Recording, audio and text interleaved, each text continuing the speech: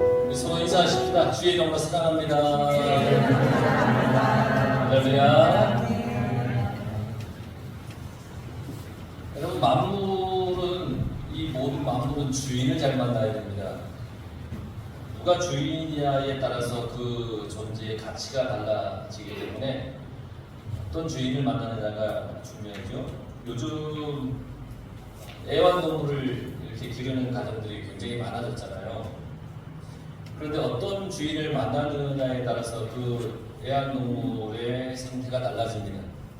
행복하게 이렇게 잘 자라는 애완동물이 있는 반면에 주인을 잘못 만나면 늘 이렇게 표정만 봐도 신기해요. 이 동물도 표정만 봐도 얘가 행복한지 아니면 뭔가 이렇게 그 심리적으로 이렇게 눌려있는지가 이렇게 비전문가인 제가 봐도 이렇게 보이는데 왜 그럴까라는 생각을 해보면 주인을 잘 만나야 모든 게 행복하지 않겠냐 그런 생각이 들어요. 물건들도 마찬가지입니다. 주인을 잘 만나면 그 물건이 발휘할 수 있는 최고의 능력을, 성능을 다 발휘할 수 있잖아요. 제가 가지고 있는 이 스마트폰은 주인을 잘못 만나서 전화 오고 걸고 받고 하는 것, 간단한 문자하는 것, 가끔 유튜브 보는 것 외에는 잘 활용이 안 됩니다. 근데 이걸로 무궁무진하게 이렇게 많은 것들을 할 수 있는데 주인을 어떻게 누구를 만나느냐에 따라서 그 물건도 그 물건이 가지고 있는 성능을 잘 발휘할 수 있는 겁니다. 세상에 존재하는 것들은 주인을 잘 만나야 됩니다. 사람도 마찬가지. 사람도 주인을 잘 만나야 됩니다. 사람에게 주인을 잘 만난다고 하니까 무슨 다시 구시대로 돌아가야 되느냐 그렇게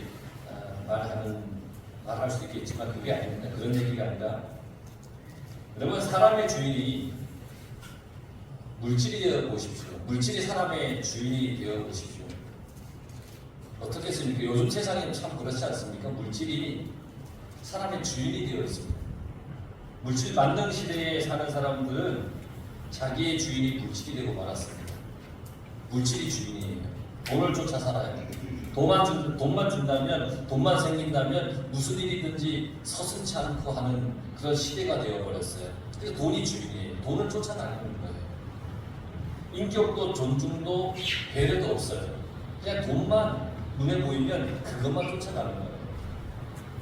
돈만 생기면 그것에 목숨을 거는 세상이 되어버렸죠.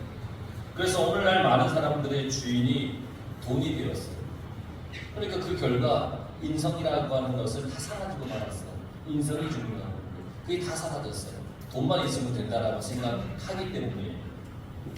그런데 여러분, 물질 말고도 사람의 주인 노릇하는 것이 있는데 이 건강이라고 하는 것이 그래요. 요즘 나오는 수많은 프로그램들을 보면 이 건강과 관련된 것들이 많아요.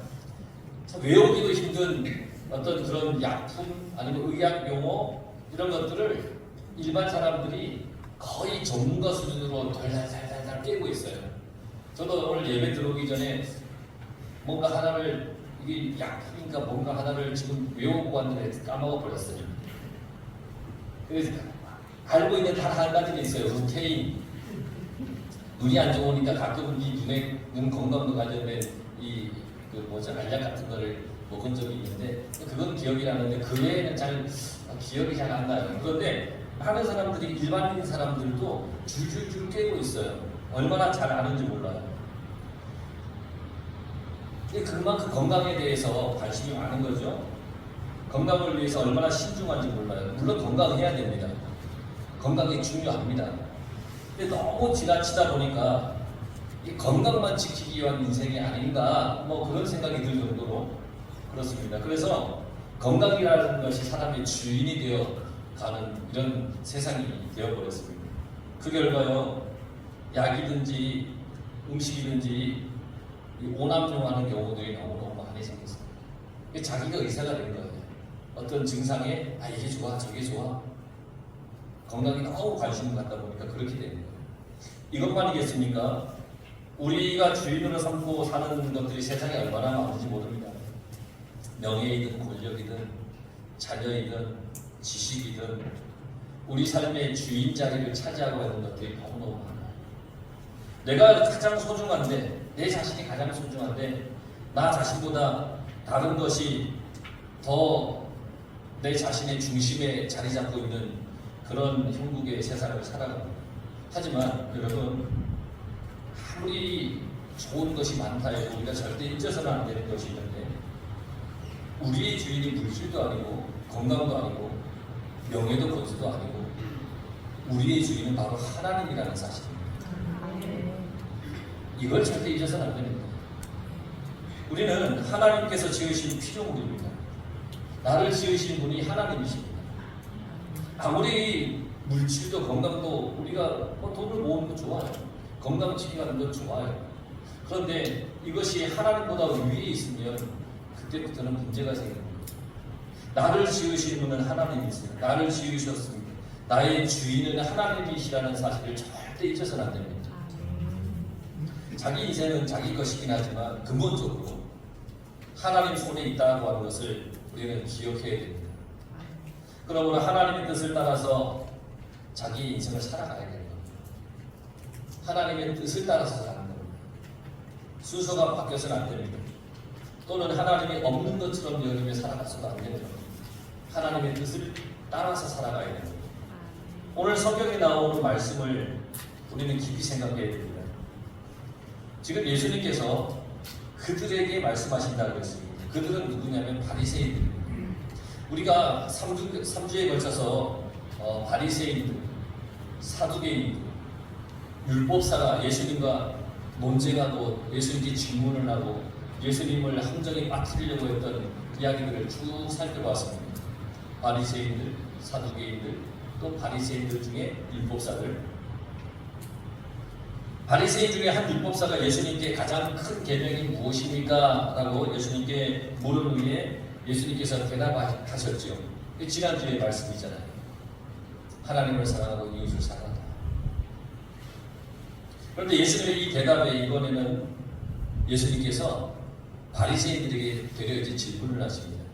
42절 말씀에 너희는 그리스도에 대하여 어떻게 생각하느냐? 누구의 자손이냐? 이제 얘기해봐라. 예수님의 질문에 그들은 뭐라고 대답하냐면 그리스도가 다윗의 자손입니다 라고 대답을 했습니다. 물론 맞는 말입니다. 성경은 그리스도가 다윗의 가문에서 나온다고 말씀했습니다. 맞는 말입니다. 그런데 그들은 그 그리스도가 다윗 아래, 그러니까 다윗의 후손이기 때문에 우위를 나눌 때 다윗이 그리스도의 위라고 생각했습니다.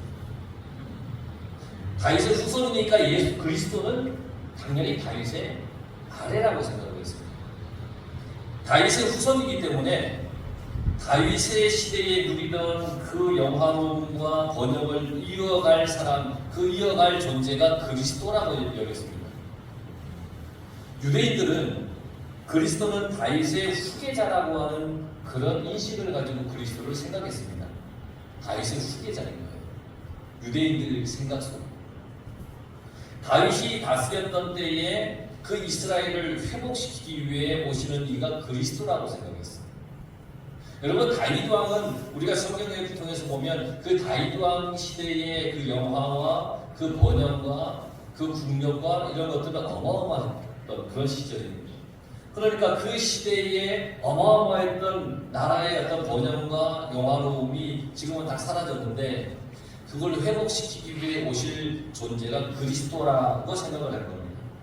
그러니까 그리스도에 대해서 굉장히 큰 오해를 하고 있는 것이잖아요.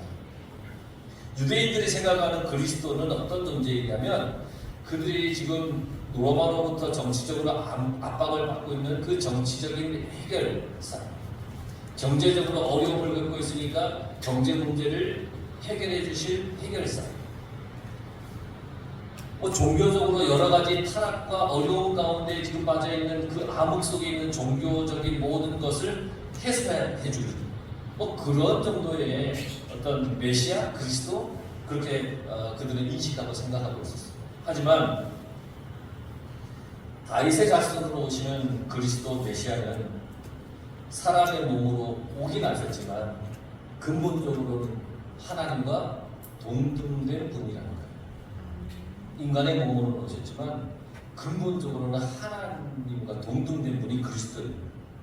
그분은 인류를 구원하기 위해 오신 메시아이십니다.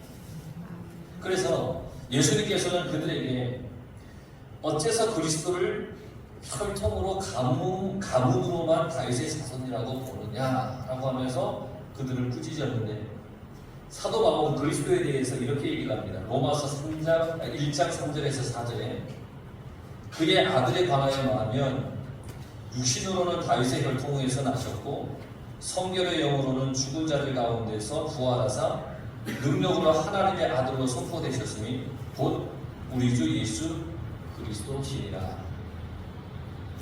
그리스도께서 다윗의 혈통으로 나시긴 하셨지만 그는 다윗의 가문의 한 사람이 아니라 죽은 자 가운데 부활하셔서 모든 인류의 구원자가 되신 메시아임이 분명하다라고 그렇게 사도 바울이 말하였습니다. 이것이 그리스도에 대한 다른 이해이고 설명입니다. 우리를 위해 인류를 구원하기 위해 오셨고 부활함으로써 인류의 구원을 완성하여 이루어 가시는 분, 이분이 메시아 그리스도라는 겁니다. 그런데 그들, 오늘 성경에 나오는 그들, 서기관들, 대제사장들은, 이 바리새인들은 그리스도를 단순히 인간의 혈통으로만 생각을 하였습니다. 다윗의 영광을 재현할 사람으로만 여겼습니다. 그런데 그리스도가 오면 우리는 부자가 되고, 그리스도가 오면 우리는 이 정치적 억압에서 해방을 받고 이런 것들만 생각했습니다. 그러니까 예수님께서 그들에게 시편 110편 1절의 말씀을 인용하여서 말씀해 주었습니다. 다윗과 그리스도의 관계를 분명히 말씀해 주었습니다. 시편 110편 1절에 이렇게 기록되어 있습니다. 여호와께서 내 주에게 말씀하시기를 내가 내 원수들로 내 발판이 되게 하기까지 너는 내 오른쪽에 앉아 있으라 하셨도다. 이게 오늘 44절에 있는 말씀입니다. 주께서 내 주께 이르시되 라고 했습니다. 주께서 내 주께 이르시되, 이게 다윗이 한 말입니다. 다윗의 고백입니다. 주께서 내 주께 이르시되, 처음 말하는 주께서는 하나님입니다. 두 번째 나와 있는 주께에는 그 주는 그리스도를 말합니다. 그러니까 여호와 하나님께서 그리스도이신 예수님에게 이렇게 말씀하셨다는 겁니다. 내가 네 원수를 내 발등상으로 삼을 때까지 내 우편에 앉았으라. 그리스도는 하나님의 우편에 앉아 계신 분이십니다. 어떤 인간의 어떤 혈통으로 나시긴 하셨지만 하나님의 우편에 앉아 계신 분입니다. 하나님 우편에서 모든 것을 통치하신 분입니다. 그분이 그리스도이십니다. 그리스도의 통치는 모든 원수가 그의 발등상이 될 때까지입니다. 발등상이 된다고 하는 말은 이런 의미입니다. 원수들이 이 발등상이 된다는 것은 전쟁에서 승리한 왕이 그 패한 왕을 발로 감는 그런 관습에서 유래된 표현입니다. 그게 승리한 왕이 패배한 왕을 발로 감는 겁니다. 그래서 성지순례나 이런 데를 가면 그 오래된 궁전 같은 데를 가게 되면 그 왕이 앉는 그 의자 밑에 보면 발등상이 있습니다. 거기에 보면 어떤 사람의 얼굴이 이렇게 그려져 있거나 이름이 적혀 있습니다. 그 왜 적혀 있고 이름 얼굴이 왜 새겨져 있는가? 그 이유는 그 왕이 그 나라가 점령하고 이겼던, 그러니까 즉 패배한 왕의 이름과 얼굴을 새겨서 발로 바꾸는 겁니다. 원수들을 발 아래 놓는다고 하는 것은 원수에 대한 완전한 승리를 얘기합니다. 그러니까 원수를 발등상이 되기까지 밟는다고 하는 것은 완전한 승리를 의미합니다. 세상의 마지막 심판의 날에 모든 원수, 모든 사탄 마귀의 권세는 주님 앞에 굴복하고 더 이상 그들은 힘을 쓸 수 없게 되어 있다는 겁니다. 그리스도이신 주님은 마지막 날에 다시 세상에 오셔서 심판주가 되시는데 싸우기 위해서 오시는 것이 아니라 승리를 위해 오신다는 겁니다. 다시 오시는 주님은 이 세상에서 싸우기 위해 오는 게 아니라, 사탄 마귀랑 싸우기 위해 오는 게 아니라 승리를 위해 오신다는 겁니다. 그분이 바로 예수 그리스도라는 겁니다. 그러니까 유대인들, 서기관들, 대제사장들, 이 바리새인들이 이해하고 있는 그리스도가 얼마나 잘못된 그리스도의 모습인지 분명해지죠. 그들의 눈에 보였던 다윗의 왕국을 재현하는, 그걸 위해 오시는 분이 그리스도라고 생각했던 그들, 그게 그들의 인생의 목적이었습니다. 다윗의 왕국이 다시금 재현되는 게 그들의 인생의 목적이었습니다. 자기들의 힘을 과시하고 싶은 겁니다. 과거에 누렸던 그 영화와 그 국력을 가지고 자기들의 힘을 과시하고 싶었고요. 많은 재물을 쌓고 싶었습니다. 주변에 어떤 나라도 자기들 앞에 머리 숙이기를 그들은 원했습니다. 그것을 이루기 위해 오신 이가 그리스도라고 바리새인들, 사두개인들, 율법사들, 서기관들, 이들은 그리스도를 그렇게 이해하고 생각했던 겁니다. 그래서 그들에게 있어서 궁극적인 주인은, 그들의 주인은 그리스도가 아닙니다. 그들의 주인은 누구냐? 다윗 때에 누렸던 그 영광이 그들의 주인이었습니다.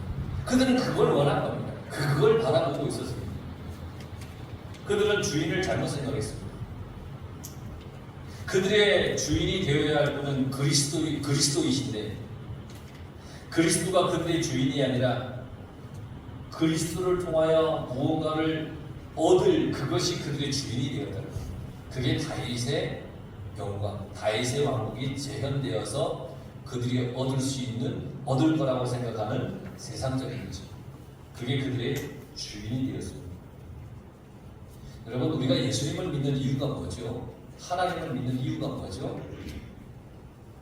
여러분, 물질의 풍성함이나 어떤 건강을 지켜달라고 하는 것, 아니면 다른 사람보다 좀 더 뛰어난 뭔가가 되게 해달라고 하는, 그게 우리가 예수님을 믿는 이유인가요? 우리가 예수님을 믿는 이유는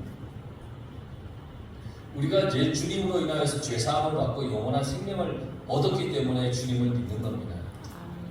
이 사실을 우리는 절대 간과해서는 안 됩니다. 아이, 목사님 매번 듣는 그 얘기인데 또 그 얘기가 하신다고요? 아니에요. 여러분, 그냥 매번 들어도 또 들어도 부족함이 없다는 겁니다. 그래서 우리의 주인은 예수님이시라고 우리는 고백하면서 살아야 됩니다. 나의 죄를 구원해 주시고 영원한 생명을 주시는 그분이 나의 진정한 주인이신 겁니다. 나를 의의 길로, 천국의 길로 이끌어 가시는 그분이 나의 주인이십니다. 예수님을 주인으로 삼은 우리는 예수님을 이용해서 뭔가를 얻으려고 해서는 안 됩니다.